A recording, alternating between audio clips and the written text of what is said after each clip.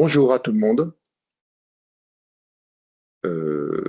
Bienvenue au webinaire là, sur la présentation de la compétence gaz que le SDES propose de transférer des communes vers le SDES. Donc, on va vous présenter les avantages et un petit peu la situation sur le gaz dans le département de la Savoie. Et je vais commencer par présenter très succinctement ma collègue, là, parce qu'on ne s'est pas présenté. Je suis Jean-Louis Mompsin, donc moi je m'occupe de tout ce qui est concession avec un S, notamment l'électricité, et puis aujourd'hui le gaz. Et je vous présente aussi ma collègue Marion Santis, là, qui nous accompagne pour une durée de 3 mois dans le cadre d'un stage pour son école. Donc ça, c'était la présentation de nous deux. Le SDES, je pense que vous le connaissez un petit peu tous. Vous le connaissez surtout pour la compétence électricité, ce que l'on appelle AODE, donc c'est Autorité organisatrice de distribution publique d'électricité. Cette compétence a été transférée par les communes de Savoie en 1996 et regroupe l'ensemble du département, c'est-à-dire les 244 communes sur 273. Les autres communes qui ne sont pas chez nous, c'est les communes qui sont sous la forme de régie d'électricité. Alors ça, c'est la première compétence du SDES. Le SDES s'est lancé sur la compétence gaz.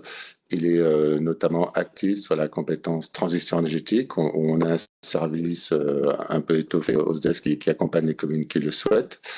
Le SDES s'occupe aussi de la mobilité durable à travers ce qu'on appelle les IR, les infrastructures des véhicules électriques. Et à ce jour, il y a 120 bornes qui sont sur le territoire de la SOA exploitées dans un réseau qui s'appelle e-borne. Et ce réseau e-borne, il regroupe 11 départements qui va de l'Allier dans le Var.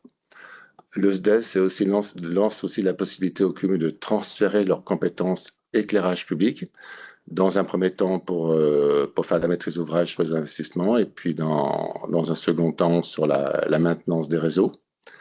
Et le SDES, là, assez récemment aussi, il s'est lancé sur la compétence des réseaux publics de chaleur. Donc, il y a un projet qui va passer à la phase d'exécution. Donc, le SDES, aujourd'hui, on est un petit peu entre les deux. On va bientôt avoir 100 élus et délégués. Donc, l'élection va se faire le 20 mai prochain, avec 50 élus titulaires et 50 élus suppléants. Avant, on avait 80 élus, 40 et 40, et les 100 élus précisés là, ils sortent de 9 collèges, 7 collèges pour les territoires de Savoie, un collège pour les EPCI et un collège pour les régies, ce qui permet 273 communes d'adhérer à l'une ou l'autre des compétences que je vous ai exposées. Donc ça, c'était pour la présentation très succincte du SDES et on est là pour répondre à vos questions lors du webinaire ou après par téléphone ou par mail. Et donc maintenant, on va s'intéresser un peu, cette première partie, ça va nous permettre de comprendre un peu le fonctionnement du réseau de gaz et d'avoir un peu un zoom sur à quoi ressemble le réseau de gaz au niveau de la Savoie.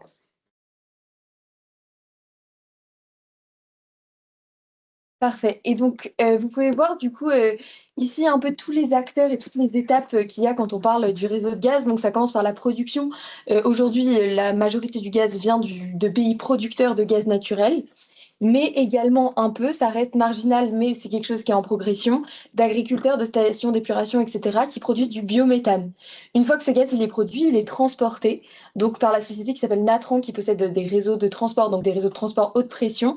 Anciennement, on appelait ça GRT Gaz, et ils ont changé de nom assez récemment. Et assez en lien avec la question du transport, il y a la question du stockage qui revient aussi assez régulièrement dans l'actualité sur le fait de stocker assez de réserves pour l'hiver.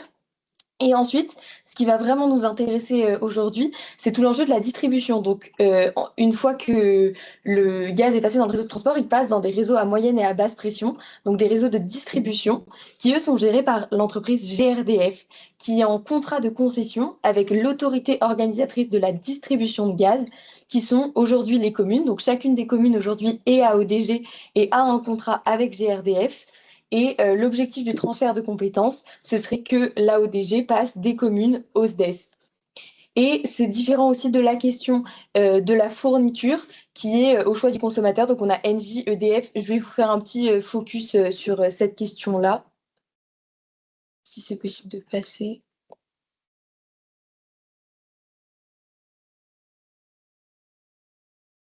Hop. On a un petit souci pour passer la diaporama, juste ici.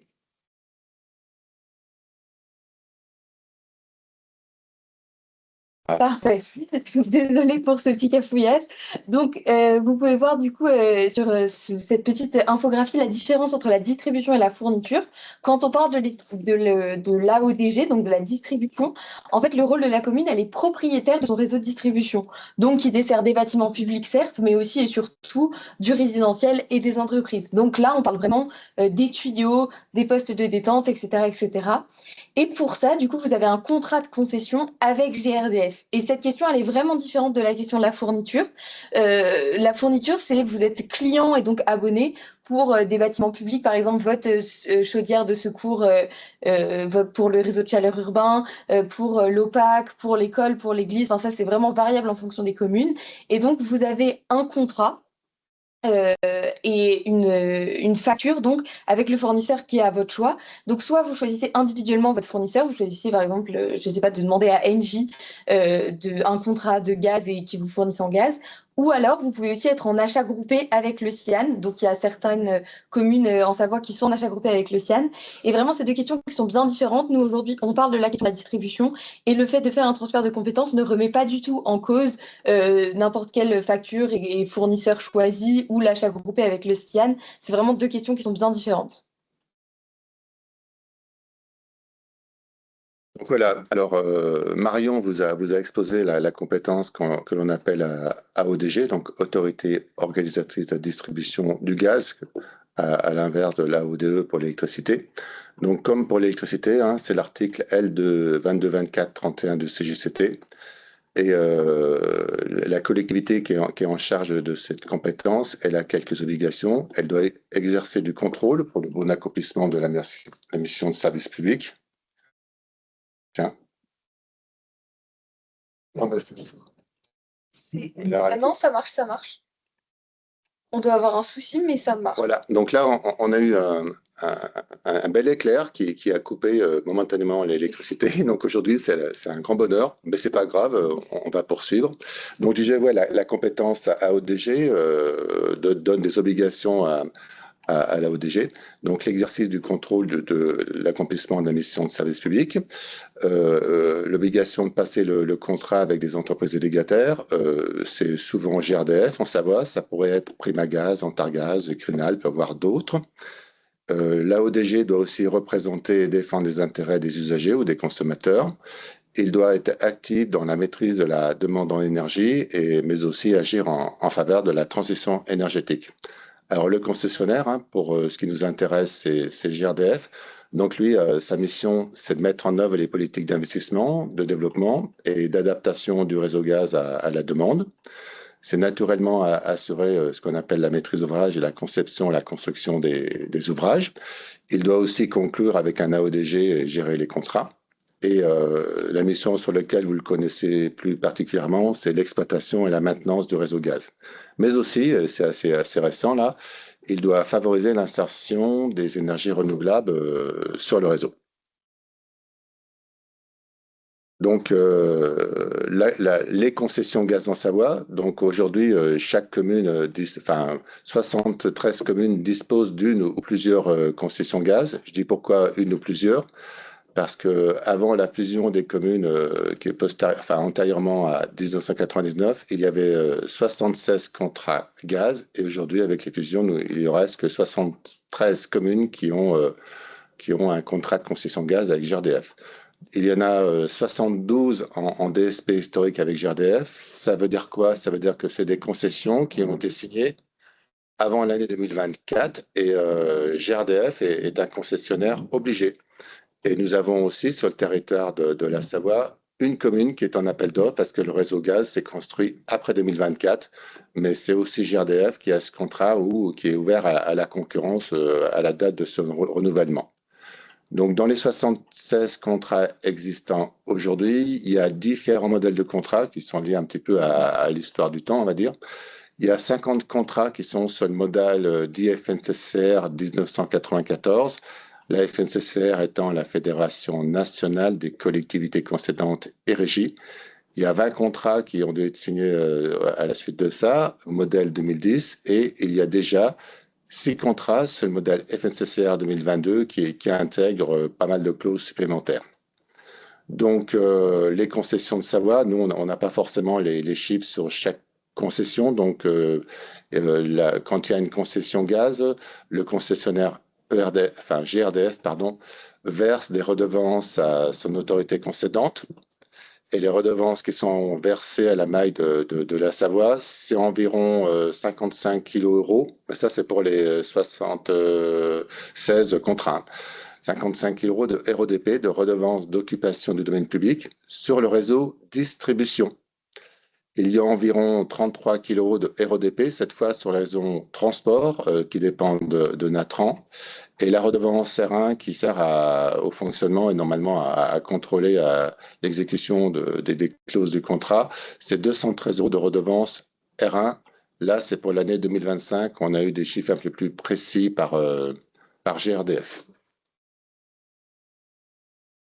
Et donc aujourd'hui sur la consommation un peu de gaz en Savoie, ça représente quand même 11% de notre consommation d'énergie par type. Donc c'est vraiment, enfin, c'est une énergie qui est non négligeable et c'est important de la prendre en compte. On voit cependant quand on s'intéresse aux années à l'évolution des consommations, qu'on est quand même sur une baisse de la consommation. On est à moins 22% depuis 2019. On verra un peu après, on essaiera d'expliquer, mais c'est pas propre à la Savoie, c'est assez national et global cette baisse de la consommation de gaz. Mais c'est quand même quelque chose qui est important à prendre en compte lorsqu'on s'intéresse aux concessions gaz. Et ça représente quand même quasiment 49 000 clients et 1255 gigawatts de gaz distribués. Donc ça reste assez important comme énergie. Et oui, et puis, pardon, mais en effet, si on passe au-dessus de 50 000 clients, ça nous permettrait d'avoir une redevance majorée. Aujourd'hui, le but, c'est pas d'aller chercher des clients, mais c'est quand même une information qui est intéressante parce que plus les clients sont rattachés à une concession et pas à différents contrats, cette unité, elle permet aussi de majorer cette redevance et d'avoir des avantages et une force de négociation qui est plus grande avec GRDF, mais on y reviendra. Et donc, pour aussi ce qui est du patrimoine, parce qu'en fait, quand on parle d'être AODG, on parle du fait d'être propriétaire de ces réseaux, et donc c'est important de savoir de quel patrimoine on est propriétaire. Donc, pour vous donner une idée, ça représente quand même quasiment 1200 km de canalisation de distribution à l'échelle du département et 677 km de canalisation de transport. Et puis, c'est 59 postes de détente réseau, 458 robinets de réseau, et puis plus de 5000 branchements collectifs. Et c'est aussi important de se poser la question de ce que ça représente en termes de valeur brute économique. Donc, c'est quand même 157 millions d'euros de valeur brute économique du patrimoine. Et la valeur nette économique, c'est la valeur du patrimoine de la concession qui reste encore à rembourser par les clients via le tarif de distribution. Donc le tarif de distribution, c'est la petite part que paye chaque client pour rémunérer GRDF et toute la distribution. Et donc, il nous reste quand même 82 millions d'euros de valeur nette économique, qui est donc la valeur qui est encore à rembourser par ce tarif. Et ce point, c'est vraiment intéressant à prendre en compte quand on ne peut pas couper les réseaux de gaz du jour au lendemain, parce que cette valeur d'amortissement, elle compte pour GRDF et c'est un enjeu financier et comptable qui est important aujourd'hui. Oui, pour compléter sur la VNE, la valeur du patrimoine de la concession, comme disait Marion, si on arrêtait la concession gaz, GRDF c'est en droit de réclamer ces 82 millions qui correspondent à l'amortissement de leurs investissements. Et l'enjeu, il est pas tellement sur la redevance R1 là, que vous percevez, il est surtout là-dessus. Voilà. Et donc, maintenant, on va s'intéresser un peu à l'avenir du réseau de gaz et notamment tous ces enjeux futurs par rapport au biogaz, etc. Donc, déjà, pour me mettre un peu dans le contexte actuel de déclin du gaz, il y a d'abord le contexte de la transition énergétique qui est un point plutôt positif. Donc, on est avec la stratégie nationale bas carbone qui prévoit qu'en 2050, la demande de gaz elle devra être satisfaite à 100% par le gaz bas carbone qui est à injecter dans les réseaux. Donc ça veut dire sortir complètement du gaz naturel qu'on importe. Et puis il y a aussi dans ce contexte le plan d'électrification du gouvernement. Je ne sais pas si vous avez vu les annonces récentes de Sébastien Lecornu qui prévoit du coup une électrification des usages, l'arrêt des constructions collectives équipées de chaudières gaz, etc., etc. Et puis donc son expérimentation avec les territoires zéro gaz, donc zéro gaz fossile, mais c'est quand même un vrai enjeu, cet enjeu de transition vers des gaz verts et cette réduction de la consommation de gaz. Et puis il y a aussi un contexte géopolitique qui s'ajoute à ça. Donc on a une dépendance aux pays exportateurs de gaz naturel qui sont principalement pour la France, la Norvège, les USA, la Russie et l'Algérie, puis il y en a encore d'autres. Et en fait, on voit que les conflits, donc notamment avec la guerre en Ukraine qui avait déclenché un peu une crise énergétique, et puis aujourd'hui même avec le détroit d'Ormuz, ça complique vraiment l'acheminement du gaz sur le territoire et c'est un vrai enjeu. Et cet enjeu, il nous mène à une augmentation des prix. Cette augmentation des prix, forcément, les consommateurs choisissent d'arrêter de consommer du gaz. Mais comme les coûts sont fixes d'acheminement du gaz, en fait, ça amène cette augmentation des prix et on est dans une sorte de cercle vicieux ou vertueux, mais un cercle qui amène à une baisse des consommations de gaz. Et puis enfin, c'est quand même important aussi de nous mettre dans le contexte un peu législatif. Aujourd'hui, il y a le projet de loi DADU, donc l'article 38, qui va être voté pendant l'été à l'Assemblée nationale, donc c'est en débat pour l'instant, sur l'optimisation des réseaux de gaz. Et donc, ça parle notamment des zones d'interdiction de raccordement. Donc, dans ce contexte de transition énergétique et dans ce contexte géopolitique, on veut permettre aux AODG de définir des zones d'interdiction de raccordement qu'on appelle des ZIR, afin d'optimiser un peu et de limiter le développement des réseaux de gaz. Et puis, ça incite aussi à avoir une coordination multi-réseau, une vision large avec l'aspect électricité, l'aspect gaz, l'aspect chaleur, l'aspect hydrogène, de réfléchir à tous ces réseaux en même temps et pas individuellement. Et puis, du coup, suite à cette évolution législative, il y a aussi un projet d'adaptation du contrat modèle dont on vous parlait tout à l'heure, qui du coup date de 2022, qui n'est plus vraiment d'actualité aujourd'hui et qui permettrait de répondre, ces évolutions permettraient de répondre aux nouveaux textes de loi et puis cette forte décroissance des usages. En fait, aussi, l'idée dans le nouveau contrat 2022, c'est d'accompagner la décroissance de la consommation de gaz sur le territoire de la Savoie pour ce qui nous concerne. Et donc, pour décarboner le gaz, on peut parler un peu, ça c'est vrai, enfin, c'est un peu pour vous donner un exemple, mais il y a notamment l'exemple du biométhane qui est aujourd'hui le principal aujourd'hui. Donc, on peut voir qu'on utilise en fait des déchets fermentescibles, donc vous avez toute la liste, mais principalement des effluents agricoles et puis les bouts des stations d'épuration, qu'on met ensuite dans un méthaniseur, donc un digesteur qui permet du coup ce processus de méthanisation. Et ensuite, on peut le valoriser en tant que biogaz. Donc déjà, il y a le digesta qui est un fertilisant pour les terres agricoles. Et en termes de biogaz, du coup, il y a trois modes qui nous intéressent.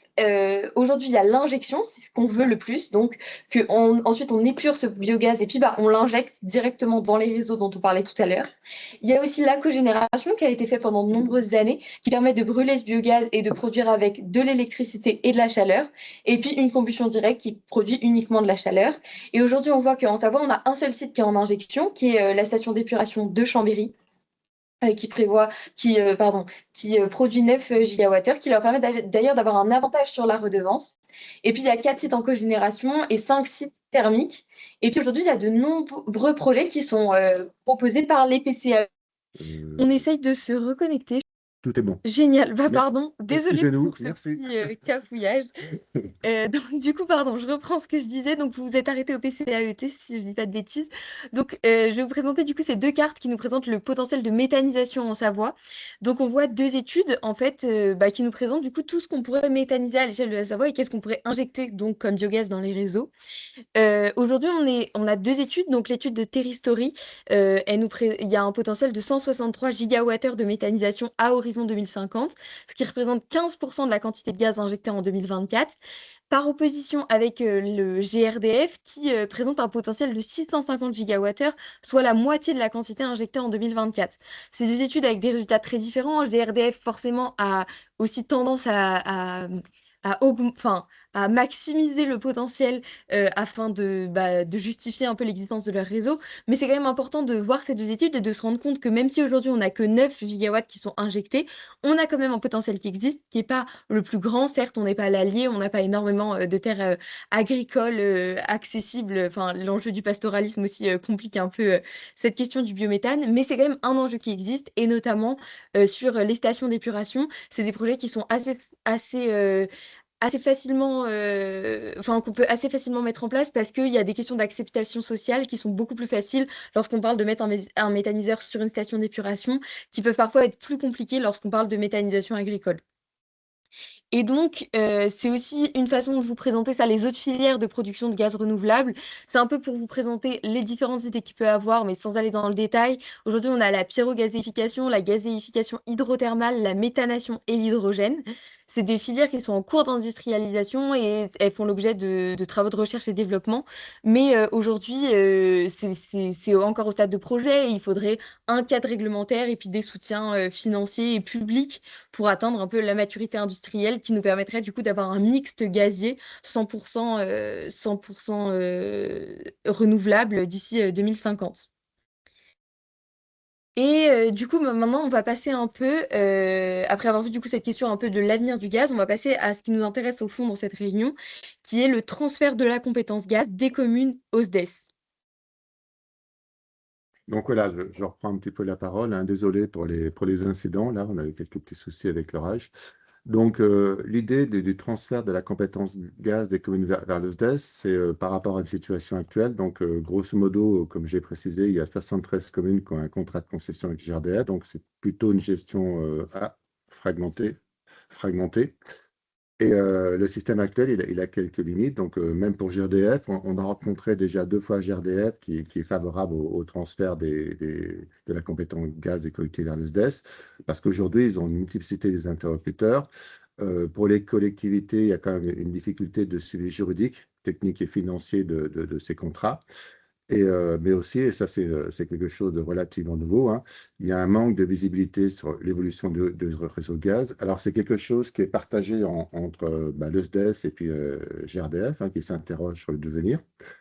Parce que demain, peut-être qu'il faudra procéder au déclassement d'une partie du réseau, de définir des zones d'interdiction de raccordement, hein, qui est à la main de la ODG, et aussi l'espoir que l'on porte tous, notamment le SDES, hein, c'est de créer des points d'injection du biogaz via les STEF ou d'autres solutions à travailler. Et puis, a priori, de ce que l'on peut avoir comme remontée, il y a un contrôle très limité du concessionnaire par les AODG actuels. Donc, l'objectif de ce transfert de compétences, c'est quand même de mutualiser, hein, de sécuriser et de piloter cette compétence gaz à une échelle un peu plus grande que celle de la commune, si possible à l'échelle du département, parce qu'éventuellement, il peut y avoir des communes qui produisent du biogaz qu'il faudrait injecter dans une commune qui a un réseau gaz, hein. Et puis, c'est aussi de monter en puissance pour passer d'une gestion isolée à une stratégie de territoire cohérente, voire multi-énergie. Donc, les missions que le SDES propose aux communes aujourd'hui, c'est d'avoir une connaissance approfondie du patrimoine, hein, pour maintenir le réseau qui existe dans un état acceptable. C'est de s'assurer d'une qualité de service élevée auprès des usagers ou des clients. Et c'est s'assurer d'un niveau de sécurité, mais sur ce point, on peut considérer que GRDF est très vigilant et fait le travail, hein, grâce au suivi du contrôle annuel.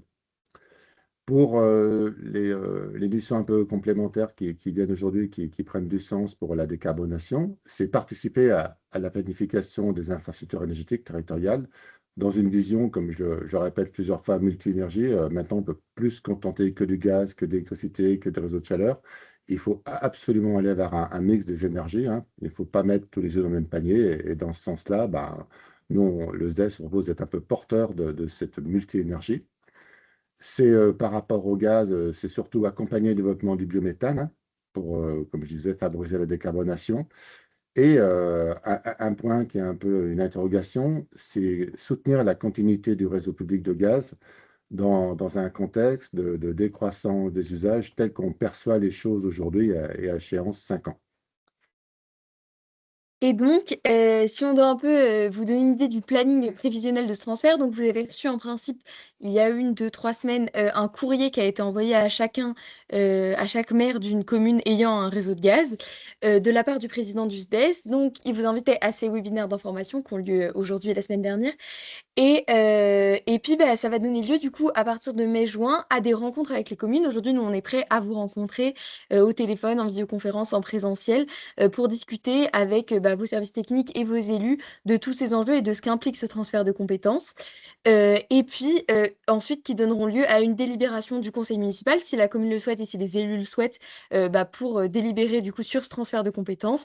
Et puis ensuite, à une délibération concordante du SDES. Et en parallèle de ça, dans le courrier aux communes, vous avez aussi reçu un formulaire d'autorisation de transfert de données, des données GRDF, donc des communes au SDES.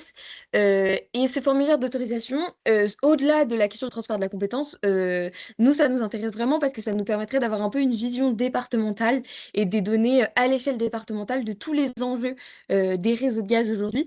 Et donc, bah, même si vos élus choisissent de ne pas transférer cette compétence ou qu'ils sont encore en hésitation, on vous invite fortement à nous l'envoyer parce que ça nous permettrait vraiment d'avoir cette vision départementale, bah, qui est importante, aujourd'hui. Oui, alors sur l'autorisation, c'est un petit peu le point important parce que, ben, comme disait Marion, ça n'engage en rien pour le transfert de la compétence ultérieurement. En revanche, nous, ça nous permet d'avoir un diagnostic un peu plus précis des concessions gaz et ça nous servirait aussi pour les communes qui transfèrent la compétence d'avoir une vision un peu plus en hauteur. Et donc, moi, je vous invite vivement à nous autoriser à avoir accès à ces données. Et ces données, grosso modo, donnent accès à votre plateforme de réseau gaz, plateforme numérique de réseau gaz que GRDF met à votre disposition. Donc, les communes qui transféreraient la compétence gaz au SDES, ça permettra nous d'ailleurs, de travailler sur un contrat pivot. Alors, qu'est-ce que c'est un contrat pivot? C'est un petit peu un contrat cadre et chaque fois qu'une commune transfère sa compétence gaz, ben, on intègre son contrat en vigueur dans un contrat cadre et nous, on fait vivre le contrat jusqu'à son terme parce que les contrats gaz ont été signés à des périodes différentes. Et a priori, la plupart des contrats ont été signés pour une durée de 30 ans. Donc, on en a une petite vingtaine qui vont arriver à échéance dans les 3-4 ans, là. Et l'idée, c'est que d'intégrer les contrats et puis de négocier un contrat dit modèle 2022 avec toutes les améliorations qui sont en cours. Et les améliorations, il y a des points de négociation, des pistes d'évolution. C'est notamment l'annexe transition énergétique qui n'existe pas dans les contrats qui sont modèle 2010 ou 2004, 2010, 94 ou 2010. C'est surtout la prise en compte des autres énergies. Hein. Donc, je rappelle, l'électricité, les réseaux de chaleur, l'hydrogène, voire d'autres. Et c'est aussi dans le nouveau contrat modèle 2022, il y a des documents de pilotage comme pour les contrats ELEC. Hein. Donc, déjà, on fait des diagnostics tous les 5 ans. On élabore avec GRDF un SDI, ce qui est un schéma directeur des investissements, un PPI, donc un programme pluriannuel d'investissement. Alors, sur l'ELEC, c'est 5 ans. Là, je ne sais pas si c'est 5 ans. Et un suivi annuel à travers des PI, des programmes annuels d'investissement. Et aussi, dans le contrat 2022, il permet l'optimisation des réseaux gaz par GRDF, éventuellement des déclassements de réseaux s'il n'y a plus un seul client dessus, ou définir des zones d'interdiction des raccordements parce que ça coûterait trop cher. Et l'idée dans les contrats qui seraient renouvelés, comme l'avenir est un petit peu incertain, c'est adapter la durée du contrat. Parce qu'aujourd'hui, le gaz, on envisage une diminution de 50% des consommations entre 2030 et 2035 et 130% de diminution des consommations à échéance ultérieure. Donc, l'idée aujourd'hui, la position du SDES aujourd'hui, ce serait d'essayer de négocier un renouvellement des contrats sur une durée moins longue, parce que ça permettrait de diminuer ce qu'on appelle le ticket de sortie si jamais il n'y avait plus de gaz en tuyau et que l'équilibre économique n'était pas possible pour GRDF. L'équilibre économique étant aujourd'hui assuré par l'ATRD. Donc, c'est l'accès des tiers au réseau de distribution. C'est grosso modo le fonctionnement du réseau et les investissements qui se font sur le réseau que vous payez pour les clients qui ont du gaz en énergie chez eux. Et dans les choses à améliorer dans le contrat dit modèle 2022, il faudra, enfin, je pense que dans les années qui viennent, il y aura un avenant pour définir une clause de fin de contrat. Si à échéance 10, 15 ans, voire 20 ans, le réseau gaz n'avait plus de raison d'être, sauf si on arrive à compenser le gaz naturel par l'injection de biogaz. Et l'injection de biogaz, elle n'est pas forcément seulement sur le territoire de la Savoie, c'est au niveau du territoire français. D'où la nécessité de favoriser un maillage entre tous les départements, parce que si on produit plus dans un département que ce qu'il consomme, qu'il puisse exporter sa consommation vers des départements qui produiraient moins, comme la Savoie. Et pour mettre en place ce contrat pivot, ben, il faut évidemment que les communes transfèrent leurs compétences gaz à travers une délibération. Cette délibération, il faut que le SDES en prenne une à travers un comité, ce qu'on appelle des délibérations concordantes. Et après seulement cela, donc on intègre votre contrat dans ce qu'on dit contrat pivot et le SDES devient AODG. Et le deuxième temps, c'est d'essayer à terme d'avoir un seul contrat pour toutes les communes qui auraient transféré leurs compétences. Pourquoi? Parce qu'aujourd'hui, on a différents contrats avec différentes clauses et bon, on voudrait uniformiser ça pour aller vers le meilleur. Et petit point là qui n'a peut-être pas été précisé dans les précédents slides, là, lorsqu'une commune transfère la compétence gaz, ben, elle transfère aussi sa redevance serein qui permet d'effectuer le contrôle et toutes ses missions. En revanche, l'enjeu, je dis bien, il n'est pas tellement sur la redevance serein, il est surtout sur la valeur qui resterait due à GRDF si ça se passait mal pour le réseau gaz. Si vous avez besoin d'informations quant au montant de votre redevance R1 ou ce que pourrait être votre redevance RODP, n'hésitez pas à nous mettre un mail parce qu'on a ces informations. Et puis, bah, enfin, du coup, donc la redevance R1, c'est un peu le coût de ce transfert de compétences. Et là, je vais vous présenter toutes les plus-values qu'il peut y avoir à ce transfert de compétences.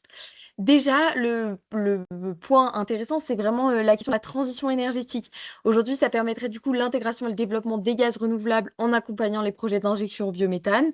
Et puis, bah, une décarbonation du mixte gazier. Et puis, une cohérence aussi avec vos PCAET. Et enfin, ça permettrait aussi d'avoir une stratégie qui est vraiment territoriale sur l'avenir du gaz et des infrastructures en prévision du déclin annoncé. Et ça, j'ai oublié de vous en parler avant, mais c'est quand même important de cette stratégie territoriale, notamment parce que vous l'avez vu, mais le réseau de transport, il ne passe pas par toutes les communes. Et il y a des communes qui ont leur réseau de distribution qui est relié au réseau de distribution d'une autre commune qui est relié au réseau de transport. Et en fait, si une commune choisit individuellement de fermer son réseau de gaz ou de définir des zones d'interdiction de raccordement, ça va forcément impacter les communes qui découlent de ça. Et donc, si chacun gère comme ça son morceau de tuyau individuellement, ça rend cette gestion compliquée, notamment dans ce contexte de déclin. Et nous, ce qu'on vous propose, c'est du coup d'avoir cette stratégie territoriale, donc de gérer à l'échelle départementale cette question, afin que ce soit vraiment cohérent et qu'il n'y ait pas une commune qui soit perdante par rapport à une autre, d'essayer un peu de gérer tous ces enjeux-là. Et donc, ça rejoint du coup ce dont on parlait par rapport à la mutualisation. Donc, ça permettrait déjà d'avoir un interlocuteur qui est unique et expert, le SDES, à la fois pour vous, les communes, si vous avez des questions, des demandes, des interrogations, et aussi pour GRDF, qui serait donc plutôt favorable au fait d'avoir un seul interlocuteur. Une capacité de négociation qui est renforcée avec les concessionnaires, donc GRDF, parce que on a une approche qui est mutualisée à l'échelle du territoire. On va prendre le temps de négocier les annexes transition énergétique du contrat, les clauses de fin de contrat, etc. C'est des sujets sur lesquels on va s'attarder et on va prendre le temps de négocier avec GRDF. Et puis donc un renouvellement qui est optimisé des contrats de concession. Et puis aussi cette coordination multi-réseau. Aujourd'hui, au SDES, on a la compétence électricité, on a la compétence gaz et la compétence chaleur. Et donc, toutes ces questions-là, ça permettrait d'avoir une vraie coordination multi-réseau large au sein du SDES. Et puis, forcément, ça permet aussi d'assurer les missions de contrôle, du bon accomplissement des missions de service public, la gestion rigoureuse et conforme à la réglementation de ces infrastructures, parce qu'aujourd'hui, le contrôle, c'est une obligation par la loi pour la ODG.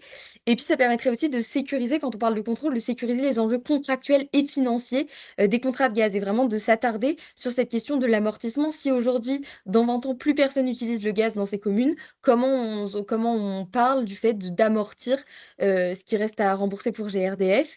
Et enfin, forcément, une simplification pour vous, notamment pour les communes qui ont à renouveler leur contrat dans les prochaines années. Ce serait une réduction de la charge administrative. On prend en charge toutes les procédures, le diagnostic, le contrôle, le SDI, le PPI, par le SDES comme on devient à ODG. Et puis, du coup, un accompagnement qui est juridique, technique et financier sur tous les points qui vous intéressent sur cette question. Et donc, pour la conclusion, hein, comme chacun le sait, quand on est seul, seul, chaque commune subit.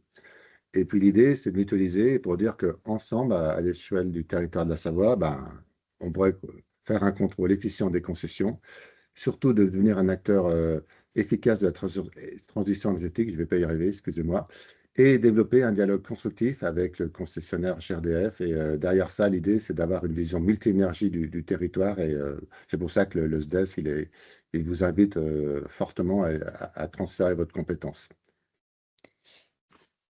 Donc, on va prendre un temps pour les questions. Vraiment, Si vous avez n'hésitez des pas. questions, même éventuellement À l'oral, à l'oral, hein, parce n'hésitez que pas là, à prendre la parole. on a eu deux, trois questions, deux, trois messages quand il n'y avait plus de son. Désolé. Et en tout cas, n'hésitez pas, même au-delà des questions maintenant, si vous avez des demandes par rapport à votre commune ou l'envie qu'on programme un rendez-vous avec Oui. vos élus pour leur parler de ces questions, bah, on est à votre disposition. Vous avez nos mails. Voilà. Donc, on se rend chez vous. Vous pouvez venir au SDES pour échanger une petite heure sur le sujet. Il faut qu'on soit prévenu un petit peu à l'avance pour qu'on ait quelques données sur votre concession. Comme ça, on peut échanger sur des choses concrètes. C'est pour ça l'idée d'avoir le maximum d'informations avant, ça favorise un petit peu le dialogue après. Pour répondre à la commune de Jacob Bencombet, ce sera possible de récupérer la présentation. Le webinaire sera mis sur le site du SDES. Les informations, je ne les ai pas de tête, mais je vous les écrirai par mail. Et la date limite pour les délibérations des communes, il n'y a pas de date limite à proprement parler. En soi, ce transfert de compétences peut se faire souvent. Mais l'idéal, ce serait pour nous de faire ça d'ici la fin de l'année, parce qu'en fait, ça permettrait de vous intégrer directement au contrat pivot. Et donc, c'est ça les délais, mais c'est à voir en fonction de vos délais de conseils municipaux et puis des élus. Alors, pour apporter une précision par rapport aux délibérations que les communes pourraient prendre, une commune délibère, nous, on fait une délibération concordante. Derrière ça, pour le contrat pivot, il y a quand même pas mal de clauses à mettre au clair. En général, les départements qui ont fait ça, la durée de la négociation pour le contrat pivot, pour qu'il soit bien adapté au territoire, c'est entre 9 et 24 mois. Donc, il nous faut des communes qui transfèrent. Après, nous, on aura un travail important de négociation avec GRDF pour défendre les intérêts des communes. Et ça va durer entre 9 et 24 mois. Mais en attendant, nous, on fera vivre dans l'État le contrat tel qu'il existe. Voilà. Et du coup, je vous enverrai le PowerPoint dans les prochaines heures, enfin dans l'après-midi, je pense, pour justement pour que vous ayez un support pour le présenter à vos élus. Euh, Pour le montant, pour envoyer la présentation et le montant R1, oui, et pour le montant R1, dites-moi quelle commune c'est oui, et parce que je là, le ferai. on n'a que le nom, là. Monsieur Thierry Dubois, on n'a que le nom. Et ça,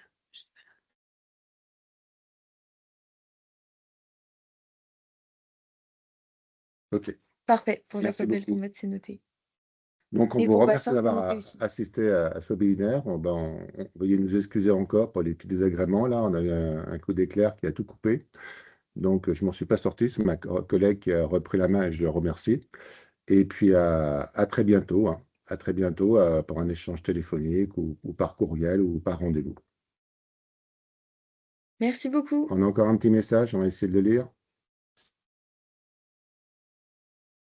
Voilà. Donc, pour la redevance R1, nous, on a une estimation de la part de GRDF. Donc, c'est une ordre d'idée. Elle n'est pas hyper précise. Mais normalement, vous l'avez parce que GRDF, il vous la verse tous les ans, mais on a une idée. Donc, Mais je vous l'enverrai par mail, Voilà. pareil, dans l'après-midi. Voilà. Si vous m'en faites la demande, je vous l'envoie. J'ai noté ce qui a été demandé dans le chat. Merci encore. À bientôt. Bon après-midi à vous et bon appétit. Au revoir.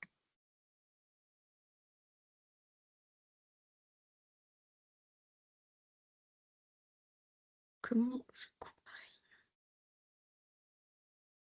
Je m'en sors pas. Fin de l'événement. J'ai compris pourquoi ça coupe, parce que la coupure de